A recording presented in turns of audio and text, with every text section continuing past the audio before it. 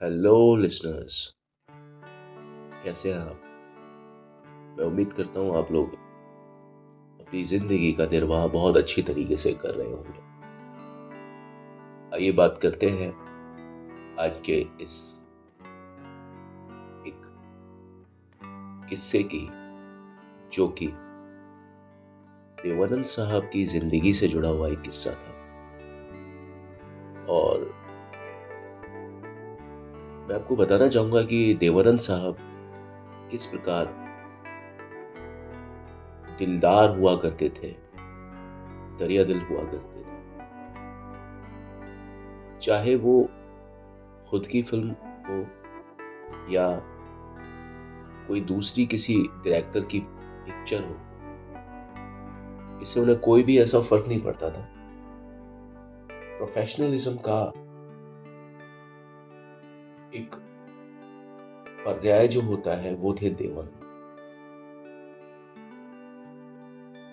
अब देवानंद ने जो फिल्म इश्क इश्क इश्क का निर्माण किया, और ये निर्माण करीब 1 साल चला, 1973 से लेकर 1974 और 1974 में फिल्म इश्क इश्क इश्क रिलीज। और जब इश्क इश्क इश्क बन रही थी, और ये कहाँ बन रही थी, ये बन रही थी नेपाल। नेपाल में भी जो माउंट एवरेस्ट के आसपास। और उसी समय फिल्म शोले का भी निर्माण किया जा रहा था, और वो बन रही थी रामानगरम, बेंगलौर में। अब आप अंदाजा लगा सकते हैं कि कहाँ बेंगलौर, दक्षिण भारत, और कहाँ एकदम टॉप, उत्तर भारत, और उत्तर भारत से भी एकदम ऊपर की तरफ नेपाल, जहां माउंट एवरेस्ट स्थित है। तो हुआ यूं कि देवानंद साहब की जो मूवी थी इश्क इश्क इश्क, जैसा कि मैंने बताया, उसमें A.K. हंगल साहब यानी अवतार कृष्ण हंगल साहब का एक बहुत ही उम्दा, बहुत ही अच्छा एक रोल था। लेकिन मानिए, जिस तरह का काम A.K. हंगल साहब करते थे, वैसा काम ढूंढना असंभव से कम नहीं था।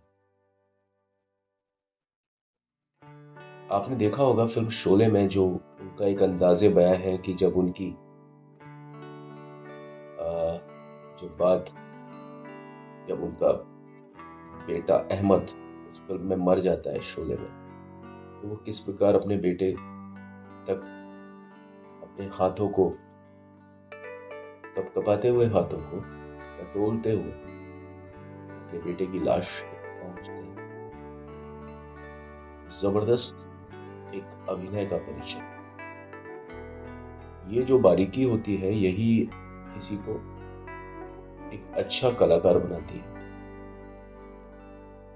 तो होता यूं था कि उधर तो फिल्म इश्क इश्क इश्क की शूटिंग चल रही होती थी नेपाल में, माउंट एवरेस्ट के पास,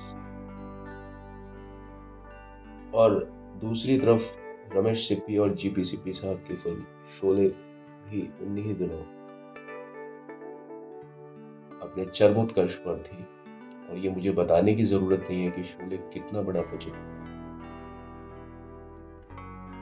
तो A.K. हंगल साहब की रिक्वायरमेंट, उनकी आवश्यकता दोनों ही फिल्म में बराबर थी। हालांकि फिल्म इश्क इश्क इश्क का नाम कुछ ज्यादा खास नहीं हुआ। तो आप यहाँ पर देवानंद की दरियादिली देखिए कि किस प्रकार जब इश्क इश्क इश्क में A.K. हंगल साहब की शूटिंग खत्म हो जाया करती थी, और उन्हें शोले में अपना पात्र निभाने के लिए जाना पड़ता था, तो उनके लिए देवानंद साहब एक विशेष हेलीकॉप्टर का इंतजाम करते। नेपाल से होता हुआ वो हेलीकॉप्टर बेंगलौर जाता, और ये एक दिन की बात नहीं थी। जब जब इमाम साहब यानी ए.के. हंगल साहब का शॉट शोले के लिए बेंगलोर में तैयार होता था, तब तक नेपाल से सीधा उनको बेंगलोर के लिए हेलीकॉप्टर में एक विशेष प्रबंध किया जाता था। सिर्फ ए.के. हंगल साहब के लिए ही वो प्रबंध होता था। और देवानंद साहब का इसमें पूरा खर्चा लगता था, अगर कोई बात खर्चे की ही करता है तो, क्योंकि वो इस सब चीजों के लिए उसका एक इंटीग्रेटेड पार्ट मानते थे कि भाई ये फिल्म का एक इंटीग्रेटेड पार्ट है। ये खर्चा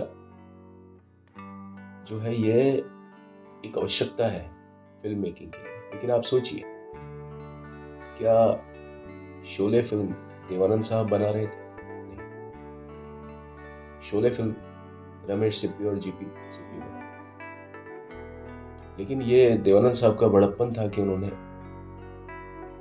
इस तरह से ना तो अपनी शूटिंग को रुकावट में या परेशानी में आने दिया, ना शोले को, बल्कि वो शोले के लिए ज्यादा प्रतिबद्ध थे देवानंद साहब। तो रमेश सिप्पी उस समय बहुत यंग थे, हार्डली 27-28, 28-27 साल की उम्र रही होगी उनकी। तो ये उनका प्रेम था, आपसी प्रेम था, जिसकी वजह से वो ये सब जो आप देखते हैं, महसूस कर रहे हैं मेरी बात से, किस प्रकार का माहौल रहा होगा। अमूमन किसी को किसी से कोई फर्क नहीं पड़ता। भाई देवानंद साहब चाहते तो ऐसा कह सकते थे कि भाई ये आपका प्रॉब्लम है हंगल साहब, आप इसको अपने हिसाब से अपने लेवल से मैनेज कीजिए, लेकिन उन्होंने ऐसा नहीं किया।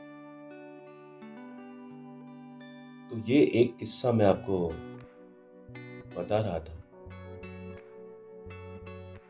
ये किस्सा इसलिए भी है क्योंकि अक्सर लोग फिल्म इंडस्ट्री को बदनाम करने की कोशिश करते हैं कि भाई वहाँ ऐसा होता है, नेपोटिज्म होता है।